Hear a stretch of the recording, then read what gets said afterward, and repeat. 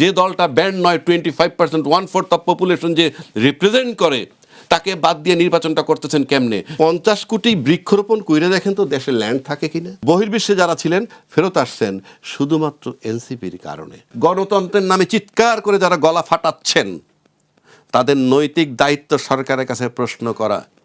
কি এই দলটা ব্যান্ড হয়নি, যেহেতু দলটাকে নিষিদ্ধ করা হয়নি, সে কেন নির্বাচন করতে পারবে না? কেউ প্রশ্ন তুলছে? তুলেনি। কেন তুলেনি?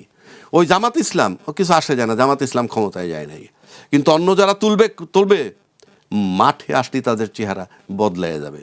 নির্বাচন নিয়ে যে চিৎকার হাহাকার করতেছে সেটা করবে না। তা না হলে আপনার নৈতিক দায়িত্ব, আপনি আবারও বলছি, আপনি গণতন্ত্রে বিশ্বাসী, আপনি অ্যাকশন দিয়ে প্রমাণ করতে হবে যে আপনি গণতন্ত্রে বিশ্বাসী। যদি আমি বলার পরেও তারা এই আবেদন না করে, নিশ্চিত তারা গণতন্ত্রে বিশ্বাসী না। তা না হলে আপনাকে সরকারকে বলতে হবে যে দলটা ব্যান্ড নয় সেই দলটার 35% থাকুক, যত ছাক করে ফলায় দেন 25% তো আছে। তা 25% লোক মানে 1/4 অফ দ্য পপুলেশন। 1/4 অফ পপুলেশনকে আপনি বাদ দিয়ে নির্বাচন করতেছেন কেন? আমি আবারও বলছি, আপনি গণতন্ত্রে বিশ্বাসী, এই দলটাকে ব্যান্ড করতো তাহলে এক কথা।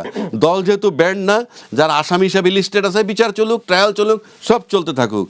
এদের জন্য ইউনূস সাহেব তো গণতান্ত্রিক সরকার না, নির্বাচিত সরকার না, ফেব্রুয়ারিতে চলে যাবেন, তার কাছে আমার কোনো দাবি দেওয়া নাই। মানে গণতন্ত্রের স্বার্থে গণতন্ত্র যারা বিশ্বাসী সুযোগ দেওয়া উচিত ছিল কিনা বা উচিত, আপনি কথাটা বুঝতেছেন না কেন? যারা গণতন্ত্রে বিশ্বাস বলে চিৎকার করে গলা ফাটাচ্ছে তাদের নৈতিক দায়িত্ব সরকারকে চাপ দেওয়া, নির্বাচন কমিশনকে চাপ দেওয়া। আপনি যে দলটা ব্যান্ড নয় 25%, 1/4 অফ পপুলেশন যে রিপ্রেজেন্ট করে, তাকে বাদ দিয়ে নির্বাচনটা করতেছেন কেমনে? কি আপনি সুবিধা মতো কমফোর্টেবলি পাশ করে যাবেন সেই জন্যে? তার মানে পাশ করা জরুরি, গণতন্ত্র জরুরি নয়, এগুলি সোকল্ড বক্তব্য। যদি আওয়ামী লীগ যেহেতু নির্বাচন করতেছে না, আমার ধারণা আওয়ামী লীগ চুপচাপ বসে থাকবে, কাউকে ভোট দিবে না। বাট আমি তো চ্যালেঞ্জ করতে পারি না, আমি ধরে নেন তারা ভোট দিবে। তারা যদি ভোট দেয় তাহলে বিএনপিকে যদি ভোট দেয় আওয়ামী লীগ, তাহলে সোনায় সোহাগা। কেন? কারণ বিএনপির যে পরিমাণ ভোট আছে এমনি তারা জিতবে, জেতার কথা। মানে আমি অতীত রেকর্ড থেকে, প্রেক্ষাপট ভিন্ন, সেই ব্যাখ্যা আমি যাচ্ছি না।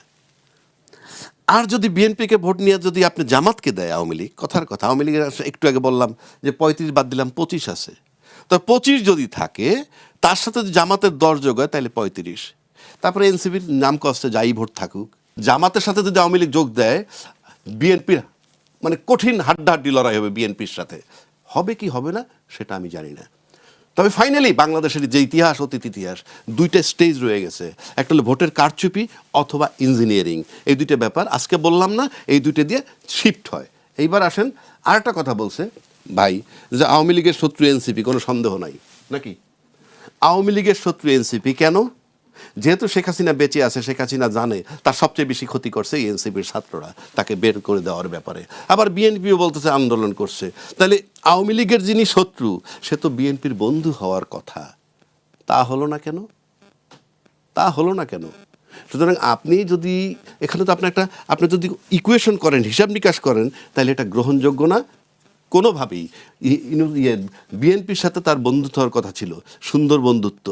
এইবার আসেন আপনি প্রতিশ্রুতি দেওয়া, সবাই প্রতিশ্রুতি দেয়। আপনি এখানে এসে জানলাম যে 20,000 কিলোমিটার খাল খনন করবে আর 50 কোটি বৃক্ষরোপণ করবে। আপনি লিখে রাখেন, you just note it down.